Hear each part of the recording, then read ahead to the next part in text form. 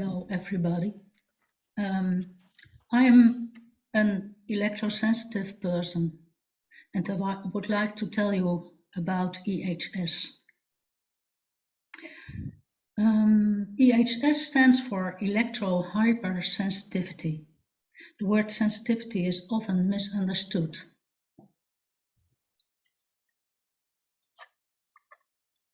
I have to change something here, so sorry.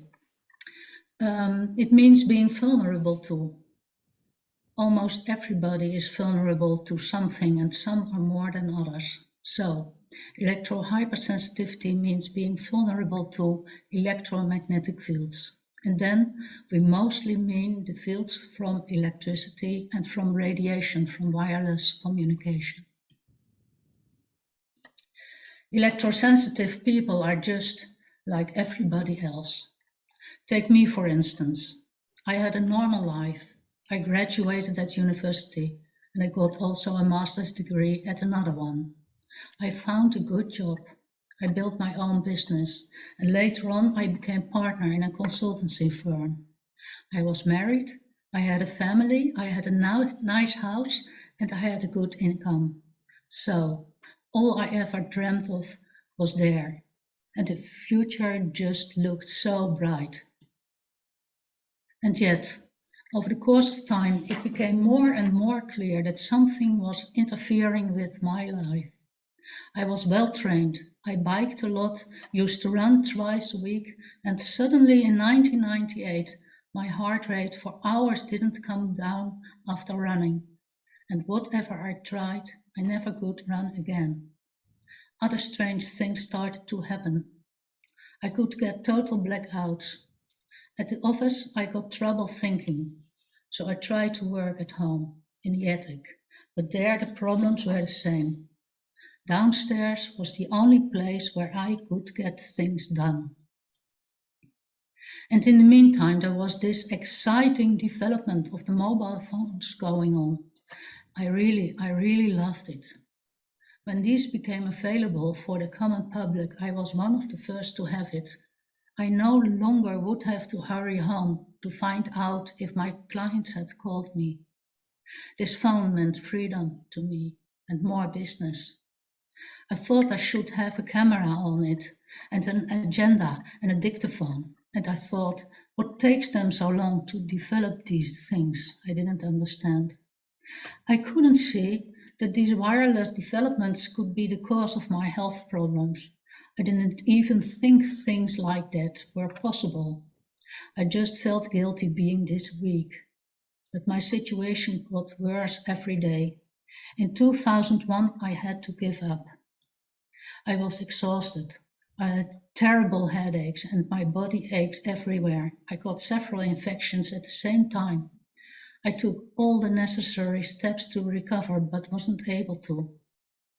All the physicians acknowledged my being ill, but couldn't find cause.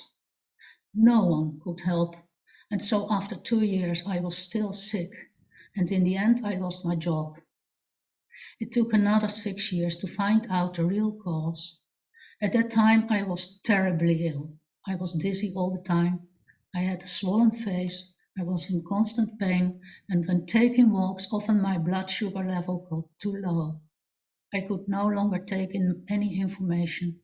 I couldn't bear noise nor light. I always at the same step on the stairs, my legs seemed to refuse to bear me. And there was no place in the house left where it felt right anymore. I had my bed moved downstairs and it stayed there, because it felt there was the best place to be. Then, 2 things happened that lead me to the cause. One day I took place behind a computer and my heart instantly started pounding hard. I couldn't stay there. I had to move away. Another time I turned on the light during the night, but I experienced such extreme pain that I had to turn it off. Just then I knew it all had to do with electricity. Then finally help came.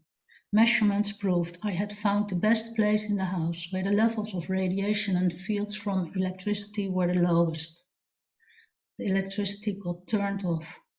A cage of Faraday was built around my bed, and in that cage I finally was able to sleep again. They told me I'm EHS, and I didn't want that to be. I thought it was crazy. Well, maybe that it could be true for electricity, but radiation, no, never. In an instant I realized that this diagnosis would place me outside the normal life forever. But they proved being right. Living without wireless tools did help, as did the shielding of the house. And I noticed I couldn't be near antennas, now I knew where they were. Since then, I always have to stay out of the fields. Over and over again, being in the radiation brings on symptoms again. As being an electrosensitive, I have to accept the constraints coming with it, or I can't live at all. What are those constraints?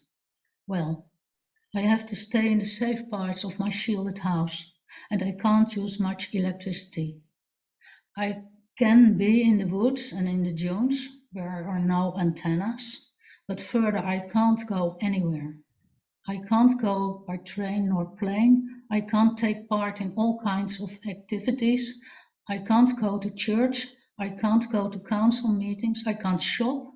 I can't go see my friends nor family. And I hope I never have to be in hospital. I just can stay nowhere outside my house without getting sick. And I'm sure this is true for every person with EHS. No one is ever happy with this diagnosis. But despite the extreme consequences it may have, once one has found out repeatedly the symptoms fade away outside the fields, no doubts are possible whether one is electrosensitive. And that's why I think it's absolutely necessary for society to take into account the needs of the electrosensitive people. And that's why this ECI asks the EU for white zones, better exposure limits, amongst others. So I would like to thank you, and I hope you will sign this ECI. Thank you.